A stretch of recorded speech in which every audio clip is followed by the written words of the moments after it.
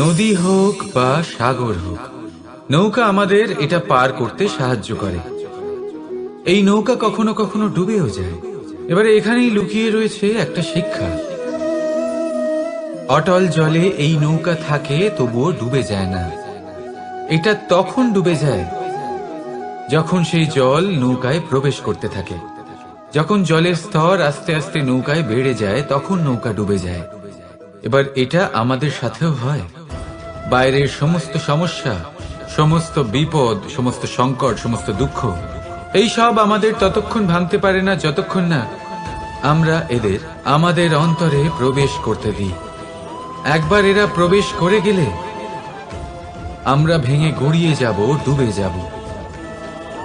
এই মনে আগেই প্রেম আর বিশ্বাস ভরে ফেলুন। জীবনে যত বড় বিপদই আসুক না কেন, আপনাকে কখনো ভাঙতে পারবে না। রাধা রাধা। হাতের কত রকম রূপ হয়। কিছু স্নেহের সাথে আপনাকে স্পর্শ করে, তো কিছু প্রহার হিসেবে বর্ষিত হয়। কিছু বন্ধুত্বের নামে আপনার দিকে অগ্রসর হয়, তো কিছু শত্রুতার দিকে আপনাকে টেনে নিয়ে যায়। কিন্তু কখনো ভেবে দেখেছেন যে কোন হাত বেশি মূল্যবান? যখন আপনি সফল, যখন আপনি ভালো কাজ করেন, তখন কিছু হাত আপনার জন্য করতালি দেয়। আর কিছু হাত এমন হয় যা আপনার কাঁধ স্পর্শ করে যখন আপনি জীবনে সব থেকে অসফল হন, যখন আপনি ভেঙে পড়েন। তাই করতালি দেওয়া সেই হাত, আপনার প্রশংসা করা সেই হাত, তার থেকে অনেক বেশি দামি সেই হাত যা আপনাকে তখন আশ্বস্ত করে যখন আপনি এমন সময় কাটাচ্ছেন যা আমরা কেউ কাটাতে চাই না। সেটা আপনার সম্বল হয়ে ওঠে, আর এই সম্বলই আপনাকে জীবন অতিবাহিত করার শক্তি প্রদান করে। তাই একে অপরের সম্বল হয়ে থাকবেন, জীবনে সব সময় ভালো থাকবেন। রাধা রাধা। মানুষ, প্রত্যেক মানুষ কাউকে ভালোবাসে, কাউকে ঘৃণা করে, কাউকে সম্মান করে, আবার কাউকে তিরস্কারও করে। মানুষ সবকিছু হতে পারে, সুস্থও হতে পারে, রোগীও হতে পারে, ধনীও হতে পারে, নির্ধনও হতে পারে, বন্ধুও হতে পারে, আবার শত্রুও হতে পারে। যদি কিছু না হতে পারে, তা হলো অস্পৃশ্য, অচ্ছুত। ভগবানের কাছে সব থেকে বড় পাপ এই যে মানব শরীর, তা ঈশ্বর প্রদত্ত, তা তার মন্দির। প্রত্যেক শরীরে ব্রহ্মদেব বাস করেন। তাই শরীরের অপমান করা, সেটা ছোঁয়া থেকে দূরে থাকা, এটা কখনো করবেন না। এই জীবনে ছুত অছুত কখনো বিচার করবেন না। পরমেশ্বর যা দিয়েছেন তার সম্মান করতে শিখুন। আর আসুন আমার সাথে ভালোবেসে বলুন, রাধা রাধা। কখনো আপনি কোনো কুমোরকে দেখেছেন যারা মাটির পাত্র বানায়? প্রথমে সে ভিজে মাটি মাখে, তারপর তাকে গড়ে, তারপর তাকে চাকায় দিয়ে সঠিক আকার দেয়। যদি আকার ঠিক না হয়, তা তক্ষুনি ঠিক করে দেয়, কারণ সে এটা জানে যে একবার এটা আগুনের তাপে দিয়ে দিলে, একবার এটা শুকিয়ে গেলে, তারপরে এর আকার কখনোই বদলানো যায় না। এখানে লুকিয়ে আছে একটা শিক্ষা, সমস্ত মাতা পিতার জন্য একটা শিক্ষা। মাতা পিতাও তো এরকমই হয়। তাদের নিজেদের সন্তানকে সঠিক সময় মতো শ্রেষ্ঠ শিক্ষা দেওয়া উচিত। মাতা পিতা যেন কখনো তাদের বিধাতা না হতে চান, কিন্তু প্রতিটা মুহূর্তে সবসময় চেষ্টা করুন তাদের সঠিক পথ দেখানো। কখনো কোমলতা দিয়ে, কখনো ভালোবাসা দিয়ে, আর কখনো কঠোর হয়ে। তার জীবনকে, তার ব্যক্তিত্বকে আকার দেওয়ার চেষ্টা করুন। কারণ যেমন মাটি একবার শুকিয়ে গেলে তারপর সেই পাত্রের আকার বদলানো যায় না, ঠিক সেইভাবেই আয়ুর বৃদ্ধির সাথে সন্তানের শিক্ষা কখনোই বদলানো যায় না। তা মনে রাখবেন। রাধা রাধা। কখনো কোনো বাচ্চাকে দেখেছেন? কত কিছু ঘটতে থাকে তার জীবনে।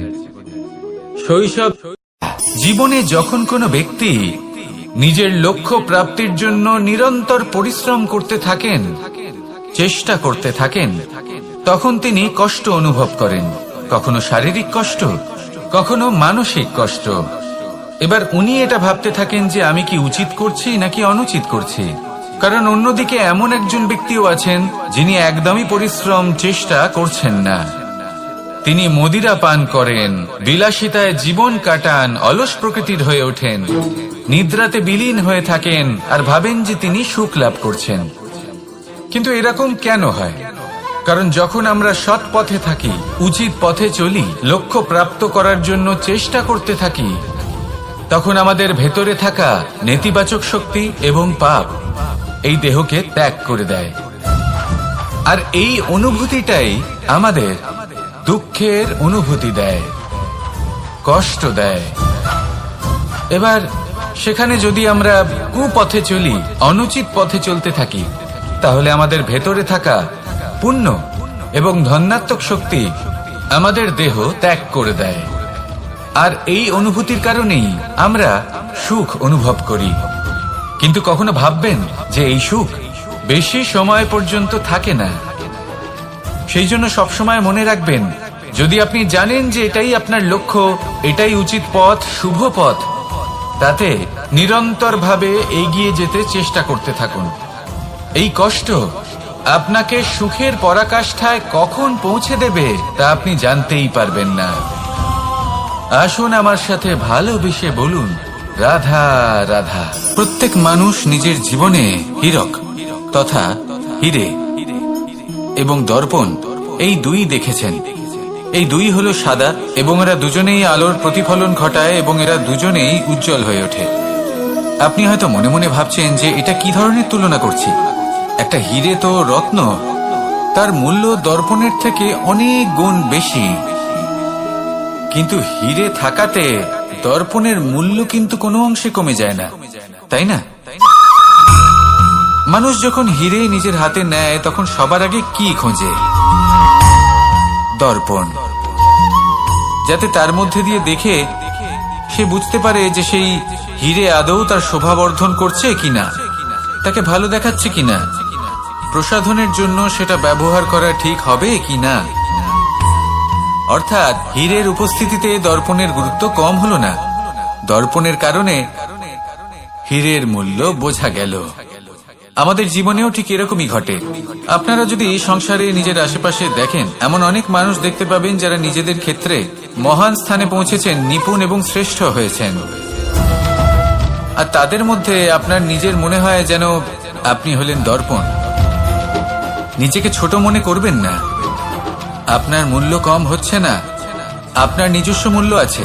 আর যদি আপনার অস্তিত্ব না থাকে তাহলে ওনাদের অস্তিত্বের মূল্য সংসার বুঝতেই পারবে না। জীবনে সবসময় চেষ্টা করবেন যাতে আপনি আরো বেশি শ্রেষ্ঠ হয়ে উঠতে পারেন। আপনি নিজে যে স্থানে আছেন সেটাকে ছোট মনে করবেন না, তারও নিজস্ব একটা মূল্য আছে। যদি আপনি হীরে হয়ে থাকেন তাহলে অহংকার করবেন না, যদি আপনি দর্পণ হয়ে থাকেন তাহলে নিজেকে ছোট মনে করবেন না। আসুন আর আমার সাথে ভালোবেসে বলুন, রাধা রাধা। উপহার, উপহার কারোর জন্য বস্তু হতে পারে তো কারোর জন্য অনুভূতি। কিন্তু এই উপহার সকলের ভালো লাগে। এবার যদি জিজ্ঞেস করা হয় যে উপহার কিরকম হওয়া উচিত, তাহলে কেউ বলবে যে উপহার এমন হওয়া উচিত যার সাথে আমরা সোনার উপর তুলনা করতে পারি। কেউ বলবে এমন উপহার হওয়া উচিত যা পেলে কারোর মন খুশি হয়ে ওঠে, সে আনন্দ উপভোগ করে। ব্যক্তি উপহার যা দিচ্ছে তা নির্ভর করছে তার আর্থিক অবস্থার উপরে। কিন্তু উপহার যাই হোক না কেন, তাতে একটা অনুভূতির অভাব কখনোই থাকা উচিত নয়। আর সেই অনুভূতি হলো ভালোবাসার অনুভূতি। তাই মনে রাখবেন, ভালোবাসার থেকে বড় উপহার আর কিছুই নেই।